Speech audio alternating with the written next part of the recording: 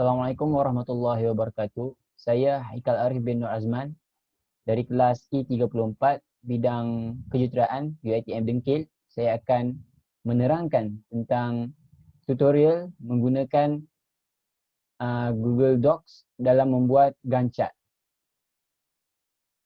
Jadi, yang pertama sekali, apa yang perlu kita buat adalah buka Google dan kita buka Sheets.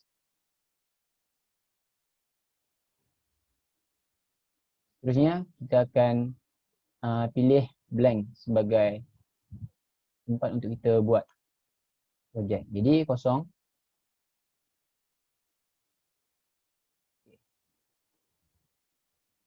Terusnya, kita lihat Gantt chart yang telah siap. Jadi, ini adalah contoh Gantt chart. So, Gantt chart ni, jadi Gantt chart ni digunakan untuk kita plan suatu perkara. Contoh, kita mahu buat kerja khusus contohnya yang telah diberikan oleh pensyarah. Jadi, kita perlu ada jangka masa untuk kita siapkan sesuatu tugasan. Jadi, untuk kita nampak tugasan kita, jangka masa yang perlu kita siapkan tugasan itu, jadi kita gunakan Gantt chart sebagai medium untuk kita lihat plan-plan kita. Kita plan untuk siapkan projek kita. Jadi ini adalah contoh dan kita ada data kita.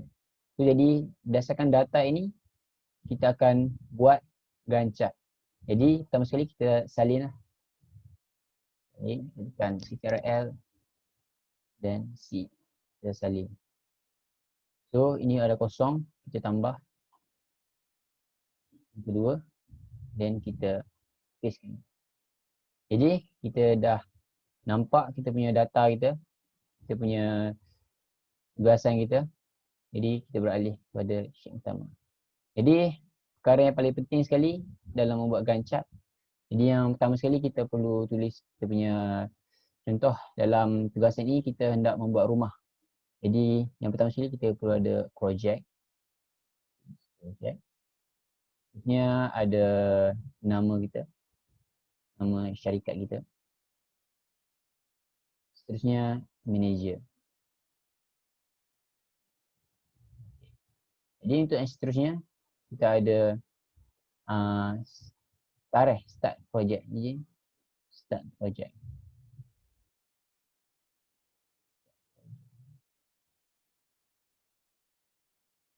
Jadi berdasarkan maklumat kita, projek kita bermula 1 bulan 9 2020.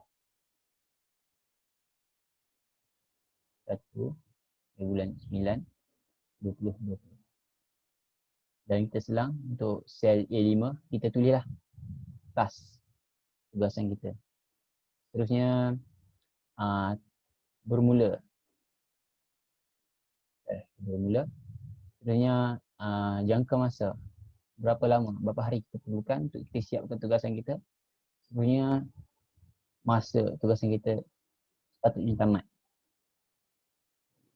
Jadi seterusnya kita letakkan fasa.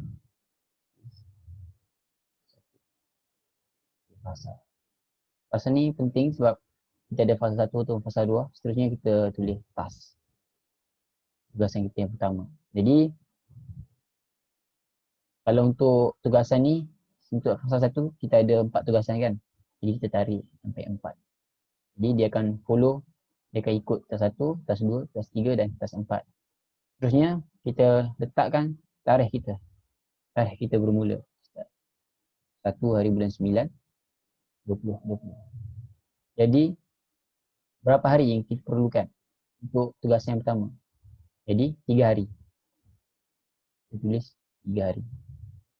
Dan untuk tamat tugasan kita, untuk tugasan yang pertama, apa yang perlu kita buat? Kita perlu menggunakan formula. Jadi kita gunakan formula, kita tekan B7 ni. Tarikh kita bermula dan kita tambah. Tambah dengan masa yang diperlukan. Dan kita tolak 1 untuk mendapatkan tarikh yang tepat. Jadi ini adalah tarikh yang sepatutnya siap. Jadi 1, 2, 3. 3 hari bulan. Jadi seterusnya untuk tugasan yang kedua, hari yang seterusnya. Jadi kita menggunakan formula juga. Kita tekan dan kita tekan I7 ni. Dan kita tambah 1 hari selepasnya. Jadi sama juga jangka masa yang kita perlukan adalah 8 hari. So, kita tekan 8 hari. 8 hari. Dan kita dari atas ni kita tarik ke bawah. Dan bila kita tarik ke bawah, dia akan mengikut formula itu. Jadi seterusnya dia akan ikut formula 4 tambah 8. Jadi akan siap pada 11 hari bulan. So seterusnya kita tarik semua ni untuk dia ikut formula yang sama. Jadi dia dah ikut formula yang sama, jadi kita lihat untuk tugasan yang 3 dan keempat. Tugasan 3 dan keempat memerlukan masa 4 dan 2 hari. 4 hari, 2 hari. Jadi dia akan ikut, dia follow. Jadi seterusnya kita tarik untuk fasa yang kedua, kita copy, kita salin Ctrl C dan sel E11 kita salinkan semula dan kita ubah fasa kedua. Sama juga ini kita ubah, kita gunakan formula untuk hari seterusnya 17, jadi kita akan bermula dengan 18. Untuk dapatkan 18 kita gunakan 17 tu tambah 1 dan dia akan follow. Jadi sama, kita sekarang sudah selesai, cuma kita perlu ubah masa dia. So 5 hari, 5 hari, 2 hari dan sehari. 5 hari, 5 hari, 2 hari dan sehari. Jadi inilah masa dia mengikut tepat. Jadi untuk yang seterusnya kita akan membuat table di sebelah ini. Table jangka masa, duration.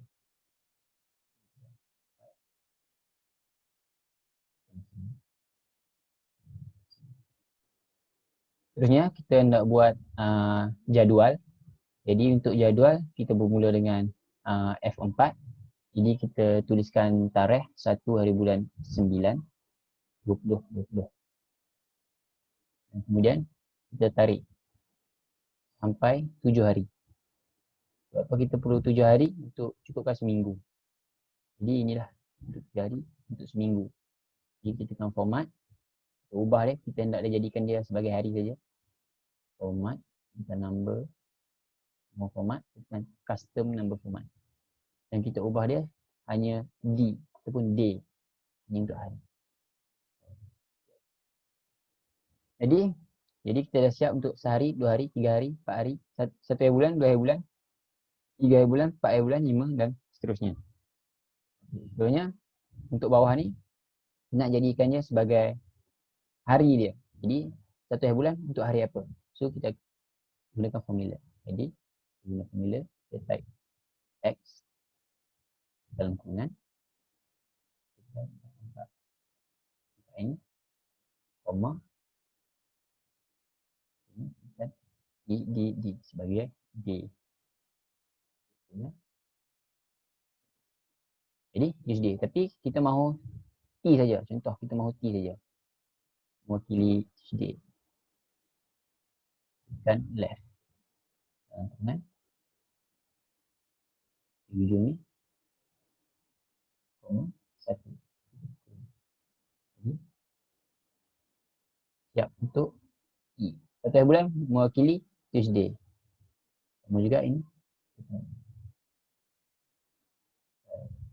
Tuesday, Wednesday, Thursday. Jadi seterusnya kita resize semula.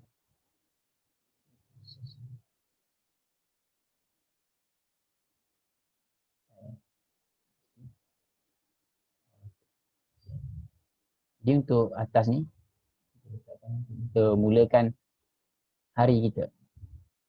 Hari bermula, minggu yang pertama. So kita tekan merge. Jadi untuk sini kita guna formula juga. Kita tekan F4. Dia bermula dengan 1 dan kita formatkan dia. Formatkan, tekan number and then kita tekan gate. Untuk semua ni, seterusnya kita hendak salin. Salin untuk minggu yang seterusnya. Jadi kita tekan CTRL, tekan space. Dia akan tarik semua kolom dan kita tekan CTRL C, salin. Seterusnya kita ketik ke seterusnya dan kita tekan CTRL plus A, tambah ALT dan V. Sama juga CTRL, ALT dan V. Kita memerlukan 5 minggu untuk siapkan. Jadi di sini baru ada 3 minggu. Jadi untuk tambah seterusnya, kita perlu insert 7 lagi, tambah 7 sebelah kanan dan kita tambah lagi 7. Jadi cukuplah 5 minggu. Seterusnya yang ni kita highlightkan semua, kita tarik. Jadi kita akan dapat hasil begini mengikut result dia.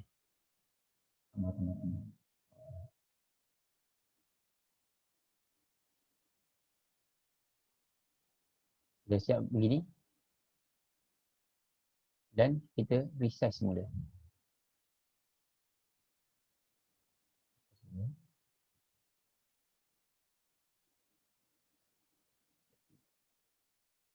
Dah. Resize semula. Sama juga yang ini.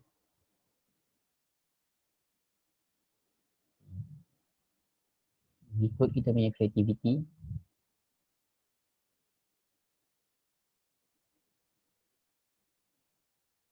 Size. Nampak ada tulis.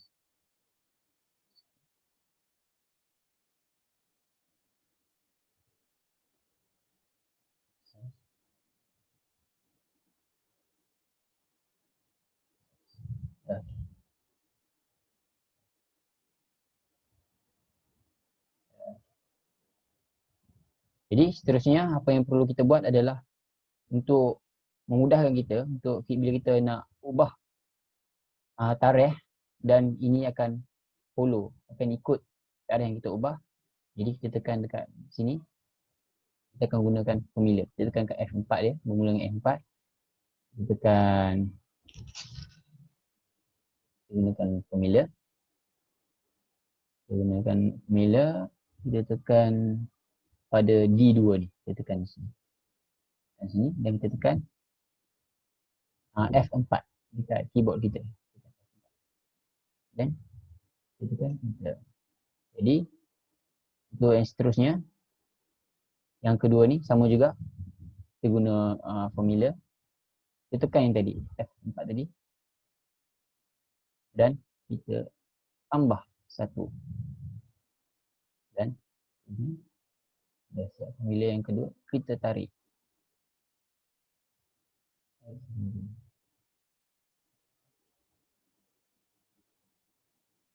Sebenarnya bila kita ubah, lihat semua akan ubah tarikh.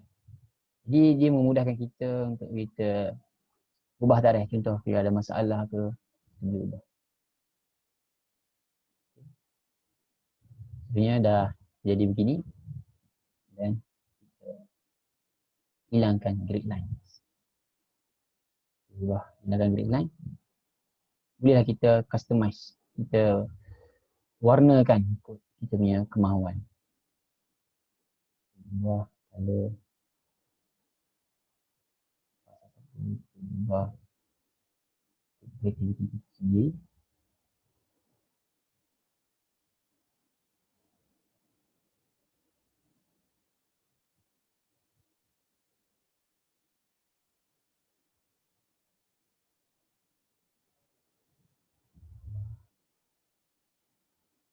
Ubah kotak.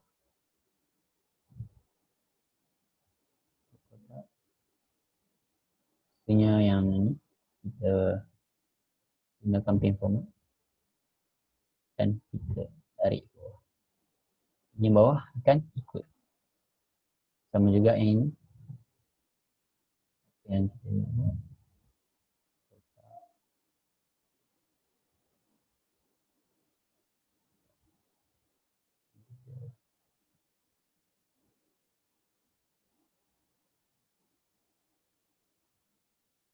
Oh, ya. Tengah.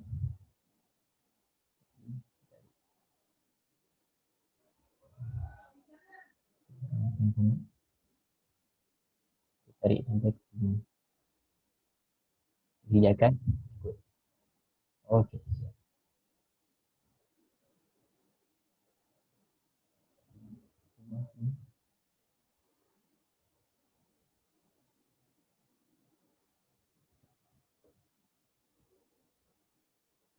Jadi siap kita punya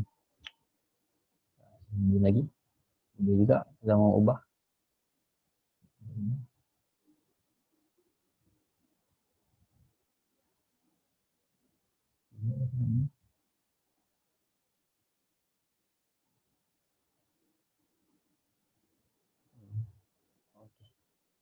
Jadi seterusnya kita mahu buat jangka masa.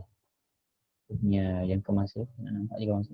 Jadi kita tarik dari sini, daripada F6 ni, kita tarik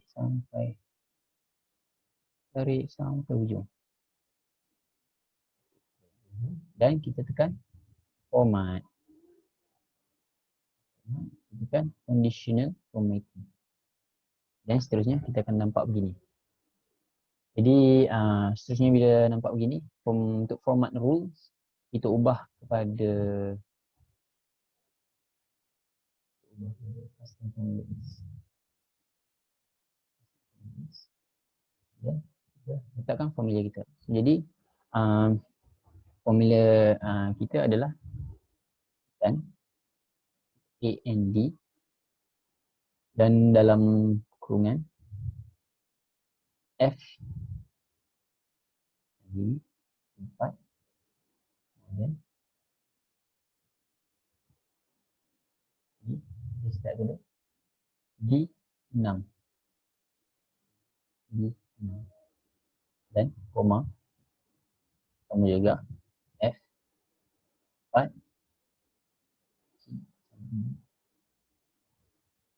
kita habis dengan D6 D6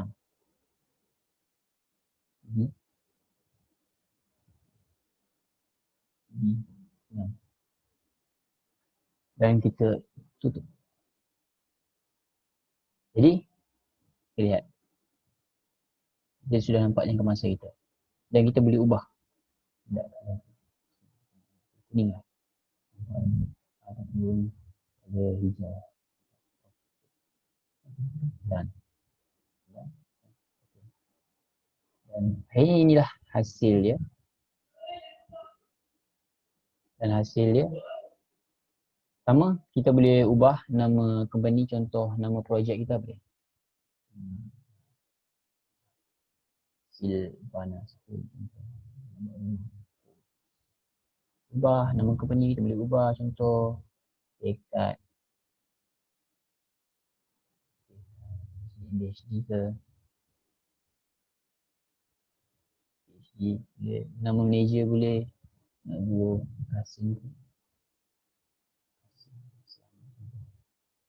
manager.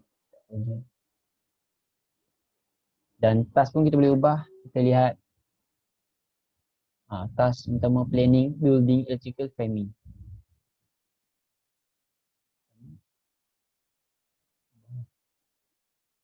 Planning, building,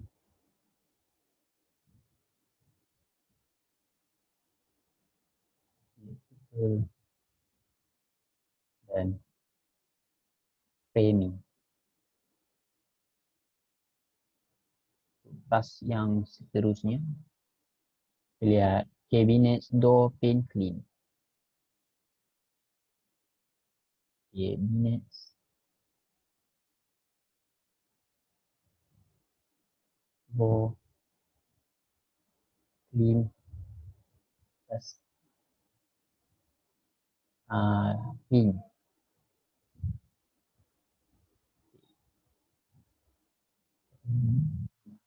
Surround.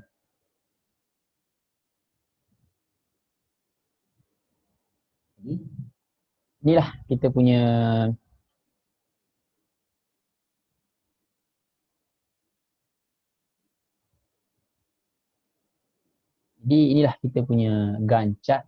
Jadi Gantt chart ni penting untuk kita plan sesuatu. Jadi kita boleh ubah. Saya cakap kita boleh ubah. Kalau kita ada masa ke, kita boleh ubah.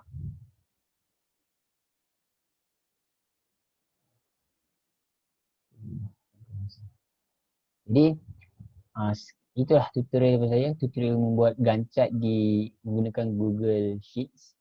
Jadi ini adalah tutorial saya. Saya harap ia bermanfaat untuk kita semua. Sekian, terima kasih.